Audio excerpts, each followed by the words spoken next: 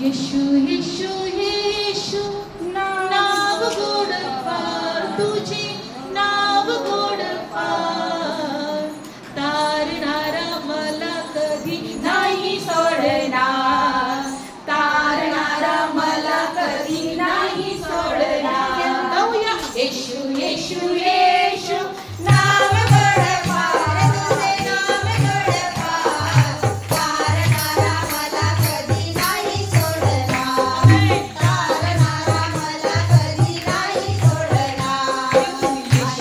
येशू येशू नाव गोड फार तुझे नाव गोड फार तारणारा मला कधी नाही सोडणार तारणारा मला कधी नाही सोडणार नाही सोडणार नाही सोडणार तारणारा मला कधी नाही सोडणार तारणारा मला कधी नाही सोडणार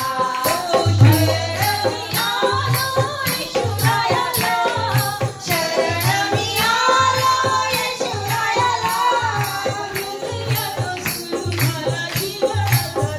माझ्या हृदयात सुरू झाला जीवनाचा येशू येशू येशू येशू नाव गोड फार तुझे नाव गोड फार तारणारा मला कधी नाही सोडणार तारणारा मला कधी नाही सोडणार भय जरा येशूरायाचे ओ भय जरा येशूरायाचे येशूवरी विश्वासाने मुक्ती मिळते आम्हा येशूवरी विश्वासाने मुक्ती मिळते येशू येशू येशू नाव गोड फार तुझे नाव गोड फार तारणारा मला कधी नाही सोडणार तारणारा मला कधी नाही सोडणार तारणारा मला कधी नाही सोडणार कधी सोडणार येशू सर्व जगाने सोडले तरी तो सोडणार नाही तो आमच्यामध्ये आला येशू आमच्यामध्ये आला जन्म दिलेली आई आम्हाला विसरेल पण तो म्हटला की मी तुम्हाला विसरणार नाही मी तुम्हाला सोडणार नाही मी तुम्हाला टाकणार नाही तो देव आमच्यामध्ये आहे त्या देवाने पाहिले की माझी लेकरं माझ्या जवळ आलेली आहेत बायबल सांगतं तुम्ही देवाजवळ या म्हणजे देव तुमच्या जवळ येईल आणि तुम्ही सैतानाला अडवा म्हणजे तो तुमच्यापासून पळून जाईल खरोखर आज आम्ही देवाजवळ आलोय कारण देवाने आमच्याकडे यावं स्तुती भक्ती करून आम्ही सैतानाला अडवलेला आहे म्हणजे तो आमच्यापासून पळालेला आहे तो आमच्यापासून पळालेला आहे आणि आम्हाला प्रभूने आशीर्वादित केलेला आहे प्रभू आता जे काही वचन घेऊ आचार्य तुझ्या लेकरांना या वचनाद्वारे स्पर्श कर तुझ्या लेकरांना वचनाद्वारे आशीर्वाद दे तुझ्या लेकरांना आज वचनाद्वारे त्यांची भेट घे प्रभू येशूच्याच नावात प्रार्थना करतो आमेन बोलो येशू मसीह की जय बोलो राजा की जय आज आपण बघणार आहोत की आपण देवाची भक्ती करणं किती गरजेचं आहे आज आपण एकत्र आलो प्रभूची स्तुती केली आणि हे देवाचं वचन सांगतं की तुम्ही देवाच्या पवित्र स्थान आहात प्रेज लॉर्ड तुम्ही देवाचं कोण आहे पवित्र स्थान प्रेज लॉर्ड आणि म्हणून आज या वचनातून बघणार आहे की जर आम्ही आमचं शरीर हे देवाचं पवित्र स्थान आहे आणि म्हणून आम्हाला देवाची भक्ती करणं गरजेचं आहे देवाच्या जवळ राहणं गरजेचं आहे मगाशी जसं मी प्रार्थनेमध्ये म्हटलं की बायबलमध्ये दिलेलं आहे जर देव आहे तर सैतान पण आहे प्रेज लॉर्ड जर देव आहे तर सैतान पण आहे जर देवाचा पवित्र आत्मा आहे तर दुष्ट आत्मा पण आहे चांगलं आहे तर वाईट पण आहे जीवन आहे तर मरण पण आहे प्रेज लॉर्ड हालेलुया आणि म्हणून आज आपण या वचनातून एक गोष्ट शिकणार आहे जर देव आहे तर सैतान पण आहे जर देवाचा आत्मा पवित्र आत्मा आहे तर दुष्ट आत्मा पण आहे आणि म्हणून आज जर आमच्या जीवनात आमच्या शरीरात दुष्ट आत्मे येऊ नये म्हणून आम्हाला काय करायचं आहे दुष्ट आत्म्यांची एकच इच्छा आहे आमच्या शरीरामध्ये प्रवेश करायची, आम्हाला आजार, आम्हाला दुःख, आम्हाला निराशा, आम्हाला चिंता, आमचा नाश करण्याची, आणि शेवटच्या श्वासापर्यंत, आमच्या शरीराच्या शेवटच्या श्वासापर्यंत तो एकच धडपड करेल, एकच इच्छा ठेवी का याचा मला नाश करायचा आहे. काय म्हणेल तो? याचा मला नाश करायचा आहे. शेवटच्या, आपल्या मनुष्याच्या शेवटच्या श्वासापर्यंत तो एकच त्याची योजना आमच्यासाठी आहे की या मनुष्याचा मला नाश करायचा आहे. जसं मागाशी मी म्हटलं की सैतान हा कोणी मनुष्य नव्हता किंवा देव नव्हता, पण देवाची आराधना करणारा एक आराधक होता. स्वर्गामध्ये आराधना करणारा होता. रोज स्वर्गामध्ये देवाची भक्ती चालू आहे, देवाची स्तुती चालू आहे, देवाची आराधना चालू आहे. सगळे देवदूत त्या परमेश्वराला त्या स्वर्गाच्या सिंहासनावर पाहतात आणि म्हणतात, पवित्र पवित्र पवित्र, सैन्याचा परमेश्वर तो पवित्र आहे. त्याची स्तुती असो, त्याची भक्ती असो, रोज म्हणतात हालेलुया, देवाचं गौरव असो, देवाचं गौरव असो. अशा प्रकारे बायबलमध्ये दिलंय की सैतान, तो दुष्ट आत्मा, त्या सिंहासनाजवळ त्या स्वर्गामध्ये तो एक आराधक होता, एक देवदूत होता, देवाची भक्ती करणारा होता. पण जेव्हा त्याने पाहिलं की त्या स्वर्गाच्या सिंहासनावर परमेश्वर बसलेला आहे, सर्व देवदूत त्याची भक्ती करत आहे. बायबलमध्ये दिले की हा जो देवदूत होता, लुसिफर, जो सैतान आता म्हणतो आपण, तो एक आराधक होता, सुंदर होता. तो बायबल सांगतो तो सुंदर होता, खूप सुंदर होता. सर्व हिरीबुद्धीने तो नटलेला होता, स्वतःला त्याने नटवलेलं होतं किंवा परमेश्वरने त्याला सुंदर बनवलेलं होतं. आणि रात्रंदिवस तो देवाच्या समोर होता, देवाचा उजवा हात होता. देवाने सगळी शक्ती त्याला दिली, सामर्थ्य त्याला दिलं, अभिषिक्त त्याला केला होता. पण जेव्हा त्याने त्या स्वर्गाच्या सिंहासनाकडे त्या देवाला पाहिलं, त्याच्या मनात एक गोष्ट आली का मला स्वर्गाच्या सिंहासनावर बसायचं आहे.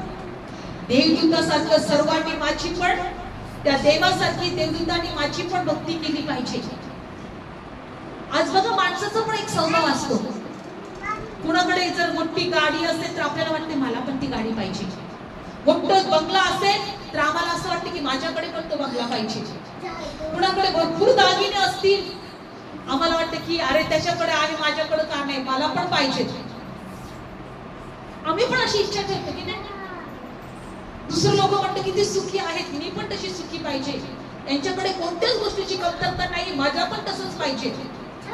सैतानाने पण असा विचार केला, अरे त्या स्वर्गाच्या सिंहासनावर देवदूत बसले, सर्व देवदूत त्या देवाची स्तुती करत आहे, भक्ती करत आहे, आराधना करत आहे, माझी पण अशी आराधना झाली पाहिजे.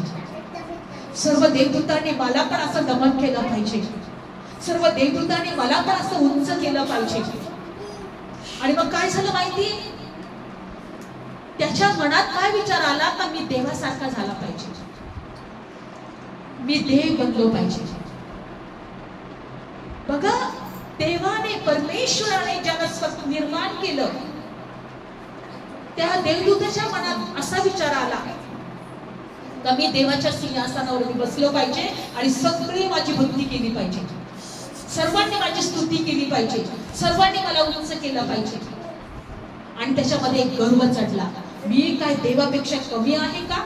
तो काय म्हटला माहितीये, लक्षपूर्वक आहे का, मी काय देवापेक्षा कमी आहे का.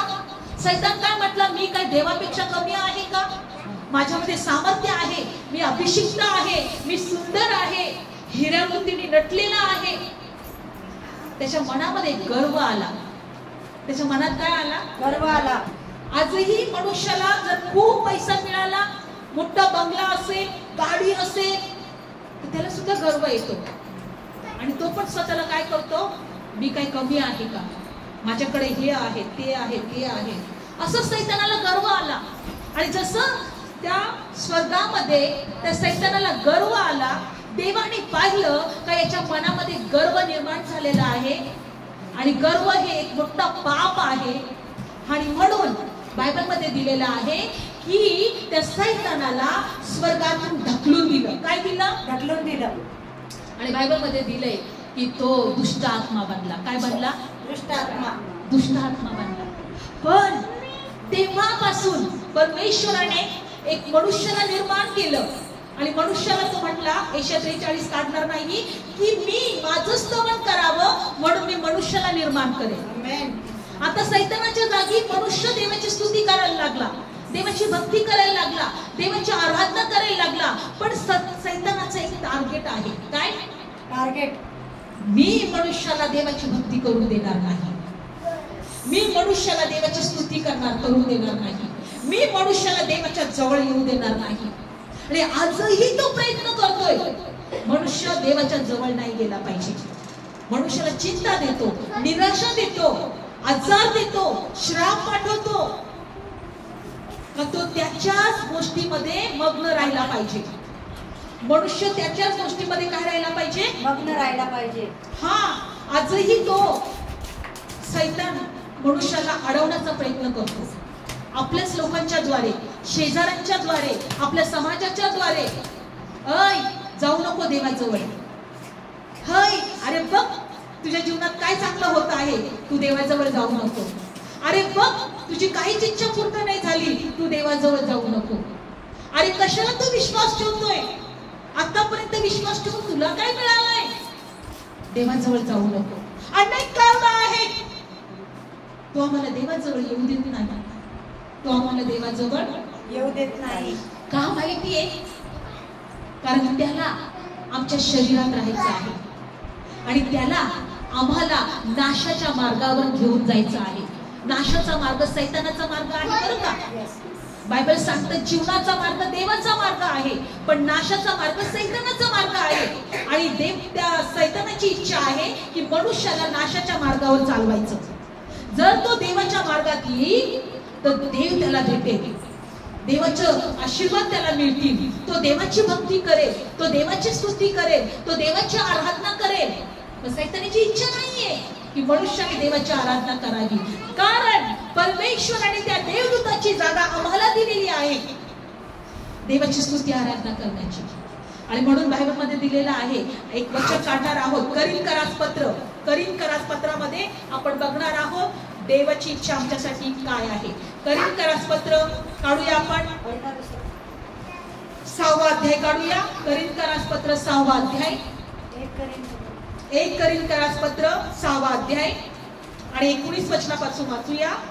1 करीन पत्र 6वा अध्याय 19 वचनापासून वाचणार आहोत. वाचा पटकन कोणीतरी.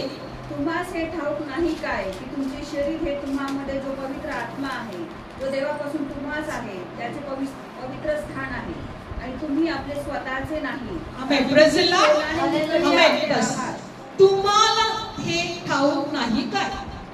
म्हणा मला ठाऊक आहे. मला ठाऊक आहे. तुम्हास हे ठाऊक नाही काय तुमचे शरीर तुम्हामध्ये जो पवित्र आत्मा आहे, जो देवापासून तुम्हास आहे, त्याचे पवित्र स्थान आहे आणि तुम्ही आपले स्वतःचे नाही. आमेन. म्हणा आम्ही स्वतःचे नाही. आम्ही स्वतःचे नाही. आम्ही देवाचे आहोत. आम्ही देवाचे आहोत. बोला आम्ही देवाचे आहोत. आम्ही देवाचे आहोत. आणि आमचं शरीर देवाच्या पवित्र आत्म्याचं पवित्र स्थान आहे. देवाचं मंदिर आहे. काय आहे आमचं शरीर?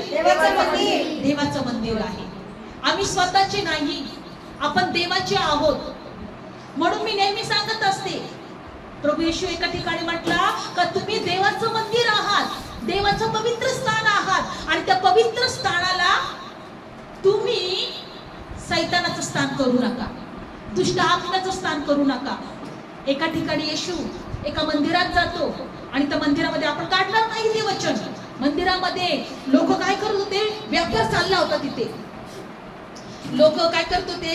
कोणी नारळ विकत होते, फुलं विकत होते, अगरबत्ती विकत होते, कोणी ते नवस करण्यासाठी पक्षी विकत होते, प्राणी विकत होते, बकरा विकत होते. व्यापार चालू होता मंदिरामध्ये. जेव्हा येशू त्या मंदिरात आला आणि मंदिरात मध्ये प्रभू म्हटला की माझं पित्याचं मंदिर हे प्रार्थनेचं घर होईल असं म्हटलं होतं, पण तुम्ही व्यापाराची गुहा करून टाकली, लुटारूची गुहा करून टाकली. काय करून टाकली होती? लुटारूची गुहा. लुटारूची गुहा. लुटारूची गुहा. लुटारू कधी येतात माहिती त्या मंदिरात? जेव्हा सर्व काही पवित्र आत्म्याने गोष्टी चालत नाही, देवाच्या आत्म्याने गोष्टी होत नाही. आजही देव म्हणतो तुम्ही स्वतःचे नाही आहात, तुम्ही माझे पवित्र स्थान आहात, तुम्ही माझे मंदिर आहात, माझा आत्मा तुमच्यामध्ये आहे. आणि म्हणून जर देवाचा आत्मा आमच्यामध्ये आहे, देवाचा पवित्र आत्मा जर आमच्यामध्ये आहे, तर सैतानाची पण एकच इच्छा आहे का ह्या शरीरामध्ये माझी वस्ती व्हावी. कारण सैतानाला वाटलं होतं ना सिंहासनावर मी असावं. Yes, yes. सैतानाला वाटलं होतं सिंहासनाजवळ मी असावं. Yes. आज पण सैतानाला वाटतं की ह्या शरीरामध्ये मी असावं. लक्षपूर्वक ऐका, ह्या आपल्या शरीरामध्ये मी असावं. सैतानाला तीच इच्छा आहे. मग तो आमच्यामध्ये येतो आणि आम्हाला काय करतो? आम्हाला आजार देतो, आम्हाला त्रास देतो, आम्हाला चिंता देतो, आम्हाला निराशा देतो, आम्हाला सतत सतत सतत अशा विचारांमध्ये ठेवतो, म्हणजे आम्ही देवापासून ऑटोमॅटिक दूर गेलो पाहिजे. लक्षपूर्वक ऐका, आम्हाला सैतानाच्या योजना कळायला पाहिजे. प्रभू म्हणतो तुम्ही स्वतःचे नाही आहात, तुम्ही देवाचे मंदिर आहात, देवाचा आत्मा तुमच्यामध्ये आहे. पुढच्या वचनात काय दिलेलं आहे आपण वाचूया. 20 वचन, कारण तुम्ही मोलाने विकत घेतलेले आहात, तुम्ही आपल्या शरीराने देवाचा गौरव करा. आपल्या शरीराने काय करायचं आहे? देवाचा गौरव करायचा आहे. तुम्ही मोलाने विकत घेतलेले आहात. Yes. आपण येशूच्या रक्ताने विकत घेतलेले आहोत. कारण की का माहिती मोलाने विकत घ्यावं लागलं? कारण आपण आपल्यामध्ये शरीरामध्ये पाप होतो. पाप हा स्वभाव कोणाचा होता? सैतानाचा. पाप स्वभाव कोणाचा होता? शैतानाचा. सैतानाचा पाप हा स्वभाव होता. आणि पवित्रता हा स्वभाव कोणाचा आहे? देवाचा. पवित्रता हा स्वभाव कोणाचा आहे? देवाचा. Praise the Lord. पण आम्ही जेव्हा पाप हा स्वभाव आमच्यामध्ये होता आणि जेव्हा आम्ही सैतानाच्या स्वाधीन होतो, आम्ही सैतानाच्या काळोखाच्या राज्यामध्ये होतो, सैतान आमचा अधिकारी होता, त्या सैतानाचा आम्ही गुलाम होतो, तेव्हा परमेश्वराने बायबलमध्ये दिले त्याच्या प्रिय पुत्राच्या रक्ताच्या द्वारे आम्हाला विकत घेतलं. सैतानाकडून काय घेतलं? आम्हाला विकत घेतलं. सैतानाला देव म्हटला तू रक्ताचा भुकेला आहे ना, रक्तामध्ये जीवन आहे.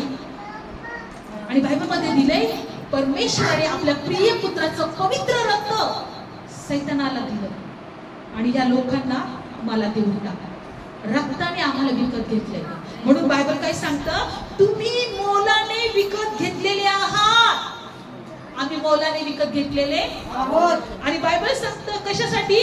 कारण तुम्ही आपल्या शरीराने देवाचं गौरव करावे. आमेन. Praise the Lord. हालेलुया. तुम्ही तुमच्या शरीराने कुणाचं गौरव केलं पाहिजे? देवाचं. देवाचं गौरव केलं पाहिजे. म्हणून सकाळपासून उठल्यानंतर संध्याकाळपर्यंत रात्रपर्यंत देवा धन्यवाद धन्यवाद धन्यवाद धन्यवाद. कोणतीही परिस्थिती असेल, तुमचं मन नाराज होईल, तुम्हाला टेन्शन येईल, तुमच्या जीवनात चिंता असतील, तुमच्या जीवनात निराशा असतील, तुमच्या जीवनात आजार असतील, पण प्रभूला म्हणा धन्यवाद प्रभू, मी तुझी स्तुती करेन, मी तुझी भक्ती करेन. रोज म्हणा माझं शरीर हे पवित्र आत्म्याचं मंदिर आहे. रोज म्हणा माझ्या प्रभूने मला मोलाने विकत घेतलेलं आहे आणि माझ्या शरीराच्या द्वारे मी माझ्या देवाचं गौरवच करेन. आमेन. आमेन. रोज म्हणा. Praise the Lord. हालेलुया. बायबलमध्ये दिलेलं आहे की 2 मनुष्य ज्यांना दुष्ट आत्मे लागले होते. काय लागले होते? दुष्ट आत्मे. आणि तू कुठे राहत होती माहिती तुम्हाला? थडग्यांमध्ये. थडग्यांमध्ये कोण राहतं? कब्रस्तानामध्ये, स्मशानभूमीमध्ये सैतान. आणि बायबलमध्ये दिलेलं आहे की त्या ठिकाणी प्रभू येशू चालला होता. तिथून त्या ठिकाणामध्ये ज्या ठिकाणी तिथे ते थडग्यामध्ये ते 2 जण राहत होते. बघा दुष्ट आत्म्याने त्यांना कुठे ठेवलं होतं? थडग्यामध्ये. जिथं मृत लोक ठेवले जातात, जिथं मेलेले लोक ठेवले जातात, जिथं स्मशानातील लोकांना जाळलं जातं, असे 2 लोक तिथं होते. आणि बायबलमध्ये दिले की त्याच वाटेने प्रभू येशू ख्रिस्त चालला. आणि पुढच्या वचनात आपण जाणार आहोत मत्ती शुभ वर्तमान कशा प्रकारे सैतानाने मनुष्याला दुष्ट आत्म्यामध्ये ठेवलेला आहे. मत्ती शुभ वर्तमान 8वा अध्याय काढूया आपण वचन. मत्ती शुभ वर्तमान 8वा अध्याय. आज इच्छा आहे की अशा लोकांसाठी जसं प्रभूने आपल्याला सोडवलं, आपण अशा लोकांसाठी प्रार्थना केली पाहिजे. आज अनेक लोक दुष्ट आत्म्यामध्ये आहेत, अनेक लोक सैतानाच्या बंधनात आहेत, अनेक लोक श्रापामध्ये आहेत, अनेक लोक त्या सैतानाने त्यांना पिडलेलं आहे. पण आपल्याला त्यांच्यासाठी प्रार्थना करायची आहे. Praise Lord. मत्ती शुभवर्तमान 8वा अध्याय काढलं सर्वांनी. आणि बायबल सांगतं 28 वचन, मग तो पलीकडे गद्रेकरांच्या देशात आला. तेव्हा 2 भूतग्रस्त मनुष्य थडग्यांमधून निघून येत असलेले त्याला भेटले. ते एवढे विक्राळ होते की कोणाच्यानेही त्या वाटेने जावत नसे. लक्षपूर्वक ऐका. 2 मनुष्य, तुम्ही एक मनुष्य ऐकलं होतं ना, स्मशानात राहत होता तो, त्याला साखळदंडाने बांधलेलं होतं आणि त्याच्यामध्ये 2000 सैन्य असं दुष्ट आत्मे होते, हो की नाही? तसंच हे 2 मनुष्य हे पण थडग्यामध्ये राहत होते. आणि बायबल मध्ये दिले ते एवढे विक्राळ होते की कोणाच्याने पण त्या वाटेने जात नसे. त्या 2 दुष्ट आत्म्यांना, त्या 2 मनुष्याला अशा प्रकारे दुष्ट आत्मे लागलेले होते की ते थडग्यात राहत होते. कुठे राहत होते? थडग्यांमध्ये. सैतानाची आमच्यासाठी हीच इच्छा आहे की आम्हाला थडग्यात ठेवावं, स्मशानात ठेवावं, मृताच्या जागी ठेवावं, मरणाच्या ठिकाणी ठेवावं. बायबल सांगतं ती इतके विक्राळ होते, म्हणजे बघा ते कसं वागत असतील, कसे दिसत असतील, कसं चालत असतील. लोक त्यांच्या समोर येत नव्हते, ते घाबरत होते. लोक त्या वाटेने जायला सुद्धा घाबरत होते. जर तुम्हाला असा त्रास झाला असेल, जगामध्ये जर तुम्हाला असा त्रास झाला असेल तर तुम्हाला कळेल दुष्ट आत्मा लागलेला मनुष्य इतका अकराळ विक्राळ वागतो का तुम्हाला त्याची भीती सुद्धा वाटते. आम्ही असे अनुभव घेतलेले आहेत. आणि बायबलमध्ये दिले की त्यानंतर प्रभू येशू त्या ठिकाणी आला. 29 वचन वाचूया. तेव्हा पहा ते ओरडत म्हणाले, हे देवाच्या पुत्रा, आमचा तुझा काय संबंध? आणि नेमलेल्या वेळेपूर्वी तू आम्हाला पिडायला येथे आलास काय? तेव्हा तिथे त्याच्यापासून बऱ्याच अंतरावर पुष्कळ डुकरांचा कळप चरत होता. मग ती भूते त्याला विनंती करू लागली. ती म्हणाली, जर तू आम्हाला काढून टाकणार आहेस तर आम्हाला या डुकरांच्या कळपात पाठवून दे. तेव्हा तो त्यांना म्हणाला, जा. मग ते निघून डुकरामध्ये गेले आणि पहा तो कडावरून खाली समुद्रात धडक जाऊन पाण्यात बुडून मेला. लक्षपूर्वक ऐका, सगळेजण लक्षपूर्वक ऐका. हे लोक, हे दुष्ट आत्मे 2 मनुष्यांच्या शरीरामध्ये होते. हे दुष्ट आत्मे कुणाच्या शरीरात होते? 2 माणसांच्या शरीरात होते. ते विक्राळ दिसत होते आणि जगातले लोक त्या वाटेने जायला सुद्धा घाबरत होते. जर एखादा माणूस जर खूप वाईट असेल तर तुम्ही त्याच्या जवळ सुद्धा जायला घाबरता, आवडतं की नाही? एखादा वाईट भांडकुदळ असेल, एखादा माणूस भांडकुदळ असेल, खूप शिवीगाळी करणारा असेल, पिऊन धिंगाणा करणारा असेल तर तुम्ही जाल का त्याच्या जवळ? नाही.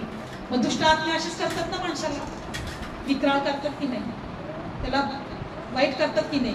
आणि बायबल मध्ये दिले की जेव्हा त्याने येशूला पाहिलं, त्यांच्यातला दुष्ट आत्मा ते येशूला म्हटला, हे देवाच्या पुत्रा, आम्हाला माहिती तू कोण आहेस.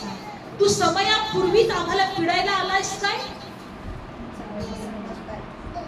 आणि जर तुझी इच्छा असेल तर समोर कळप सरत होता, डुकरांचा कळप होता, त्या डुकरांमध्ये आम्हाला जाण्याची इच्छा आहे किंवा विनंती, आम्हाला डुकरांमध्ये जाण्याची परवानगी दे, आज्ञा कर आम्हाला तू. म्हणजे दुष्ट आत्म्याला काय पाहिजे? शरीर. काय पाहिजे? शरीर पाहिजे. दुष्ट आत्म्याला शरीर नाहीये. लक्षपूर्वक ऐका, दुष्ट आत्म्याला शरीर नाहीये.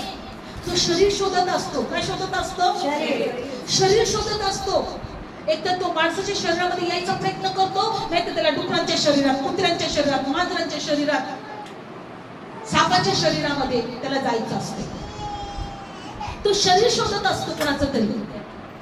आणि जेव्हा येशू त्या अशुद्ध आत्म्यांकडे, त्या 2 मनुष्यामध्ये जवळ आला, त्या अशुद्ध आत्म्यांना कळालं आता हा आम्हाला पिडायला आला.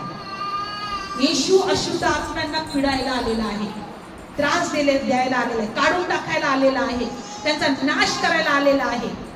आणि हेच अशुद्ध आत्मे आज मनुष्यामध्ये कार्य करत आहे. आणि बायबल मध्ये काय दिलेलं आहे? त्या अशुद्ध आत्मे बोलायला लागले प्रभू येशूला की आम्हाला कुठं पाठव? डुकरांच्या कळपामध्ये. आणि जसे ते डुकरांच्या कळपामध्ये गेले, त्या डुकरांना पण सहन झालं नाही. डुकर मोठ्या उंच उंच कड्यावरून समुद्रात त्याने आत्महत्या केली. डुकरांनी काय केली? म्हणजे एक लक्षात ठेवा, आम्हाला या वचनातून एक गोष्ट शिकायला मिळते की सैतानाला शरीर पाहिजे. सैतानाला काय पाहिजे? शरीर पाहिजे. सैतानाला शरीर पाहिजे. आणि म्हणून एक गोष्ट नेहमी लक्षात ठेवा की ज्या वेळेस आम्ही देवाच्या उपस्थितीमध्ये असतो, आम्ही ज्या वेळेस देवाच्या भक्तीमध्ये असतो, आम्ही ज्या वेळेस देवाच्या वचनामध्ये वाचतो, वचन ऐकतो, त्यावेळेस ते दुष्ट आत्मे आमच्यापासून दूर राहतात. लक्षपूर्वक ऐका. दुष्ट आत्मे फक्त एक रिकामं घर शोधत आहे. काय शोधतात? रिकामी घर. ज्या घरामध्ये देवाची भक्ती नाही, ज्या घरामध्ये देवाचं भय नाही, ज्या घरामध्ये देवाचं वचन नाही, ज्या घरामध्ये तो माणूस देवाच्या बरोबर चालत नाही, ते घर तो शोधतो. ते घर तो शोधतो. आज आम्हाला यासाठी देवाच्या उपस्थितीत राहणं गरजेचं आहे, प्रार्थनेत राहणं गरजेचं आहे, वचनात राहणं गरजेचं आहे, देवाची भक्ती करणं गरजेचं आहे, कारण आमच्या नकळत तो आमच्यामध्ये प्रवेश करतो. लक्षपूर्वक ऐका. कारण की बायबल सांगतं, आपण एका वचनात पाहणार आहोत की दुष्ट आत्मे काय म्हणत आहे. आपण मत्ते शुभवर्तमान आणि 12व्या अध्यायामध्ये जाणार आहोत. मत्ते शुभवर्तमान.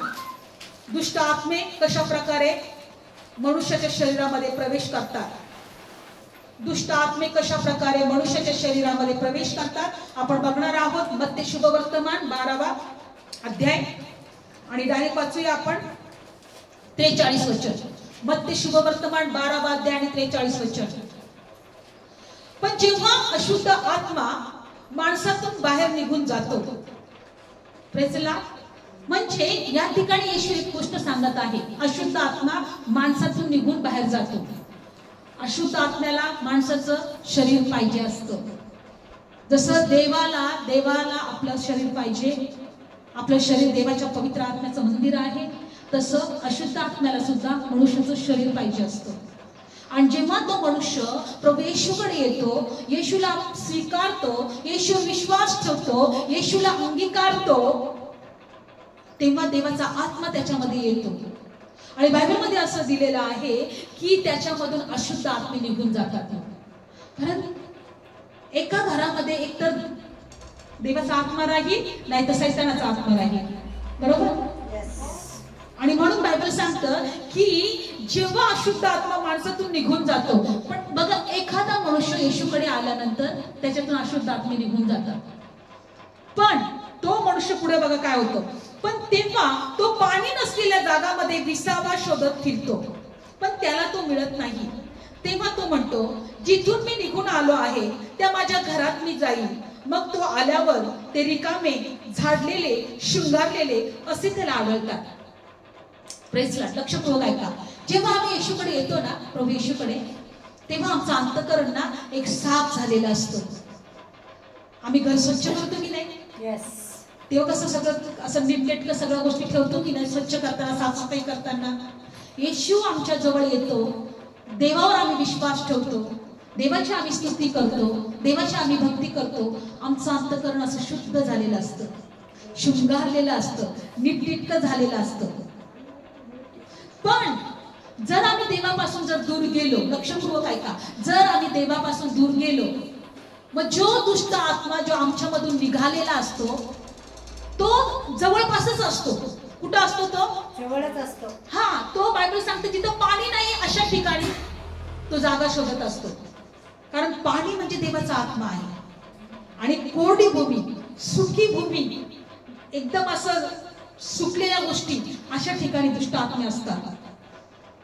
लक्षपूर्वक ऐका. आणि तो शोधतो पाणी नसलेली जागा, पण त्याला ती मिळत नाही.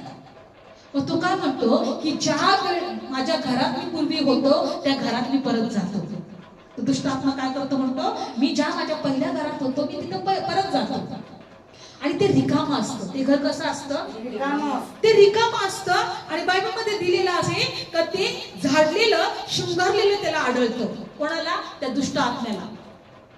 म्हणजे मनुष्याच्या शरीरामध्ये देवावर विश्वास नसेल, देवाची भक्ती नसेल, देवाची आराधना नसेल, देवाचं वचन नसेल, ते घर जर भरलेलं नसेल, ते घर जर रिकामं झाले, फक्त रिकामं झालेलं आहे, दुष्ट आत्मा निघून गेलाय, फक्त रिकामं झालंय, मग तो दुष्ट आत्मा परत जर आल्यानंतर त्याला ते शृंगारलेलं दिसतं, रिकामं दिसतं. आणि बायबलमध्ये दिले. तो काय म्हणतो माहितीये? पुढचं वचन, नंतर तो जाऊन आपल्याहून अधिक वाईट असे दुसरे 7 आत्मे आपल्या बरोबर घेतो आणि आत शिरून राहतात. मग त्या माणसाची शेवटची दशा पहिल्यापेक्षा वाईट होते आणि तसेच या दुष्ट पिढीलाही होईल, असं येशू म्हणतो. जेव्हा तुम्ही देवापासून दूर जाल, दुष्ट आत्मे तुमच्यामध्ये येतील. तो पाहिल, दुष्ट आत्मा पाहिल का हे घर शृंगारलेलं आहे, हे रिकामा आहे. मग तो काय म्हणतो? अजून 7 दुष्ट आत्मे माझ्या बरोबर आले पाहिजे. आणि तो त्या ठिकाणामध्ये, त्या शरीरामध्ये येतो. लक्षपूर्वक ऐका. आज आम्हाला देवाच्या उपस्थितीत राहणं का गरजेचं आहे? आम्हाला प्रार्थनेत राहणं का गरजेचं आहे? आम्हाला वचनात राहणं का गरजेचं आहे? का आम्ही घरोघरी जातो प्रार्थनेसाठी? कारण दुष्ट आत्मे मनुष्याला पिडण्यासाठी, त्याला थडग्यात ठेवण्यासाठी, त्याला आजारात ठेवण्यासाठी, त्याला गरिबीत ठेवण्यासाठी, त्याला श्रापात ठेवण्यासाठी, त्याला निराशात ठेवण्यासाठी रात्रंदिवस मनुष्याच्या मागे लागलेले आहे. म्हणून बायबल सांगतं, सैतान गर्जणाऱ्या सिंहासारखा कुणाला गिळावं म्हणून शोधत फिरतोय. आम्ही सैतानाला पाहू शकत नाही, पण त्याची आमच्या विरोधात योजना आहे. आवासून कुणाला गिळावं ही योजना आहे, नाश करण्याची आम्हाला योजना. म्हणून तुम्हाला सुरुवातीला सांगितलं, जोपर्यंत आमचा शेवटचा श्वास आहे तोपर्यंत तो प्रयत्न करेल. याला विश्वासातून खाली पाडा, याचा नाश करा. याच्या जीवनात श्राप, याचा श्राप पाठवा. याच्या जीवनात आजार पाठवा, याच्या जीवनात दुःख पाठवा, याच्या जीवनात निराशा पाठवा आणि याचा नाश करा. देवाकडे आमच्यासाठी सार्वकालिक जीवनाची योजना आहे, सैतानाकडे आमच्यासाठी नाशाची योजना आहे. हे आम्हाला ओळखायला शिकलं पाहिजे. देवाला पण आमचं शरीर पाहिजे, सैतानाला पण आमचं शरीर पाहिजे. म्हणून तुम्ही कधीही बोलताना तुम्ही सैतानाचे शब्द वापरू नका, देवाचे शब्द वापरा. प्रभू म्हणतो की मी तुला दीर्घ आयुष्य देईन, सैतान म्हणतो की मी तुझा नाश करेन. म्हणून नेहमी स्वतःला म्हणा, नाही. आज लोक का आत्महत्या करत आहेत? सैतानाचे शब्द वापरतात. मी आत्महत्या करेन, मी मरेन, मला जगायचंच नाही. हे कुणाचे शब्द आहेत? सैतानाचे शब्द आहेत. आणि तसंच त्यांच्या जीवनावर, कारण त्याच्या मुखाने ते काय करतात? ते स्वीकारतात. माझा आजार कधी बरा होणार नाही, हा आजार मला घेऊन जातो की काय, ते सैतानाचे शब्द स्वीकारतात. पण देवाचे शब्द विपुल जीवनाचे आहेत, आशीर्वादाचे आहेत, शांतीचे आहेत. सैतानाचे शब्द नाकारा. म्हणा सैतानाला की सैतान, तू माझ्या जीवनात काहीच करणार नाही, कारण माझ्या बरोबर देव आहे. माझ्या बरोबर कोण आहे? देव आहे. बायबल सांगतं की मनुष्याच्या अंतःकरणातून मुखात जे काही निघतं ते त्याला विटाळवतं, अशुद्ध करतं. आम्हाला आमच्या अंतःकरणातून चांगले शब्द काढायचे आहेत. म्हणून बायबल सांगतं, कोणत्याही रक्षणीय वस्तूपेक्षा तुझ्या हृदयाचं रक्षण कर, कारण त्याच्यातून जीवनाचे झरे निघतात. माझ्या शरीरातून, माझ्या हृदयातून जीवनाचे झरे निघाले पाहिजे. जर जीवनाचे झरे निघाले नाही तर आम्ही सैतानाला आमच्या शरीरात प्रवेश देतोय. सैतानाला आमच्या शरीरामध्ये, आमच्या अंतःकरणाचे दरवाजे उघडतोय. सैतान काय म्हटला? माझं घरामध्ये मी परत जाईल. आम्ही पूर्वी सैतानाचे घर होतो बरं का, आजही तो प्रवेश करायला बघत आहे. म्हणून त्याला जागा देऊ नका. प्रार्थनेत राहा, आराधना करा, स्तुती आराधनेमध्ये राहा, होय वचनामध्ये राहा, देवाच्या उपस्थितीमध्ये राहा. कारण की जेव्हा आम्ही देवाजवळ येऊ, देव आमच्या जवळ येईल. आमच्या मुखामध्ये देवाचे शब्द निघाले पाहिजे, सैतानाचे निघू देऊ नका. देवाचं पण बायबल आहे, सैतानाचं पण बायबल आहे. सैतानाचं पण बायबल आहे. देवाचं बायबल जीवनाचं बायबल आहे, पण सैतानाचं बायबल नाश करण्याचं बायबल आहे. आमचा नाश करण्याचं बायबल आहे त्याचं. म्हणून कधीही मी जेव्हा पण माझ्या मुखामध्ये असे काही चुकीचे शब्द आले, वाईट शब्द आले, तर लगेच मी स्वतःला थांबवते. येशूच्या नावात सर्व वाईट शब्दांचा मी नाश करते असं म्हणते. कारण माझं शरीर हे देवाचं मंदिर आहे, देवाचं पवित्र स्थान आहे. कोणत्याही रक्षणीय वस्तूपेक्षा हृदयाचं रक्षण कर, त्याच्यातून जीवनाचे झरे निघतात. माझ्या हृदयातून जीवनाचे झरे निघाले पाहिजे. कोणी तुला श्राप देतोय, कोणी तुला शिव्या देतोय, कोणी तुला काहीतरी वाईट बोलतोय, पण त्याला म्हणा, बायबल म्हणून प्रभू म्हटला, श्राप देणाऱ्याला आशीर्वाद द्या, आशीर्वादच द्या. जर तुम्हाला श्राप देतो त्याला काय द्या तुम्ही? आशीर्वाद द्या. कारण आशीर्वादासाठीच तुम्हाला निवडलेला आहे. आमेन. आशीर्वाद हे वतन मिळवण्यासाठीच तुम्हाला निवडलेला आहे. मग श्राप देण्याचं काम देवाचं आहे की दुष्टात्म्याचं आहे? दुष्टात्म्याचं. पण यासाठी तो आम्हाला श्राप द्यायला लावतो, कारण की बायबल मध्ये दिलेला आहे तो श्राप आमच्या जीवनात कार्य करतो. म्हणून बायबल सांगतं की आशीर्वाद द्यायला त्याला आवडले नाही, श्राप द्यायला त्याला आवडले, आणि ते श्राप तेलासारखे त्याच्या हाडांमध्ये मिक्स झाले. आम्हाला एक शिकायचं आहे, दुष्ट आत्म्याला आमच्या शरीरात प्रवेश करू द्यायचं नाही. कोणतीही परिस्थिती असू द्या, कोणतीही वेळ असू द्या, एकच लक्षात ठेवायचं आमच्या डोक्यामध्ये की आमचं शरीर देवाच्या आत्म्याचं मंदिर आहे. देवाने आम्हाला मोलाने विकत घेतलेलं आहे. आमच्या शरीराच्या द्वारे आम्हाला देवाचं गौरव करायचं आहे. सैतानाला आमच्या शरीरात येण्याची परवानगी द्यायची नाही. Praise Lord. दुष्ट आत्म्याला आमच्या शरीरात, म्हणून सांगते सैतान हा स्वर्गामध्ये त्या सिंहासनाजवळ पाहून म्हटला की मला त्या सिंहासनाजवळ बसायचं आहे. आज पण तो म्हणतो, आज आमचं शरीर जर देवाच्या आत्म्याचं मंदिर आहे, तर तो म्हणतो या शरीरामध्ये मला यायचं आहे. जिथं देवाला यायचं तिथं त्याला यायचं असतं, कारण त्याचं गौरव झालं पाहिजे, सैतानाचं गौरव झालं पाहिजे. आज आम्हाला वाटतं की देव आहे तर असं का आहे, प्रार्थना करून असं का आहे, देवाच्या उपस्थितीत येऊन असं का आहे. पण तुला जर कळालं ना सैतानाची योजना काय आहे तुझ्याविषयी, तर तू फक्त देवाचं गौरव करशील. देवाने आपल्या प्रिय पुत्राला जगात पाठवलं, एकुलत्या एक पुत्राला जगामध्ये पाठवलं का? आमचे श्राप त्याच्यावर येण्यासाठी, त्याने आमचे श्राप घेण्यासाठी, आमचं मरण घेण्यासाठी, आमच्या जखमा घेण्यासाठी, आणि आम्हाला सार्वकालिकाचं जीवन देण्यासाठी. पण आजही तू जर म्हणत आहे की आमच्या जीवनामध्ये असं का आहे, तर तुम्ही सैतानाला तुमच्या शरीरात येण्याची परवानगी देत आहात. मी आज ओळखलंय की सैतान कुणाच्या ना कुणाच्या द्वारे आम्हाला अडवणार, आमचा विरोध करणार, आमच्या मनाच्या द्वारे, आमच्या देहाच्या द्वारे, आमच्या विचारांच्या द्वारे आम्हाला देवाच्या उपस्थितीत येऊ देणार नाही. पण देवाने तुम्हाला आम्हाला निवडले, त्याच्या रक्ताने विकत घेतले. आम्ही मोलाने विकत घेतलेले लोक आहोत, आम्ही देवाची लेकरं आहोत. आमच्या शरीराला सैतानाचं घर होऊ द्यायचं नाही. रोज म्हणा, माझं शरीर देवाच्या पवित्र आत्म्याचं मंदिर आहे. सैतानाला हे ऐकावा, माझ्यामध्ये उत्तम आरोग्य आहे, माझ्यामध्ये दीर्घ आयुष्य आहे, माझ्या शरीराद्वारे देवाचंच गौरव होणार. Praise Lord. माझ्या शरीराद्वारे देवाचंच गौरव होईल. तेरा नाम काफी है, तेरा शब्द काफी है, तेरी नजर काफी है, तेरी छाया काफी है. तेरा नाम काफी है, तेरा शब्द काफी है, तेरी नजर काफी है, तेरी छाया काफी है. तुम रहने से मुझे काफी है यीशु, तेरे पीछे पीछे चलूंगा मैं यीशु. तुम रहने से मुझे काफी है यीशु,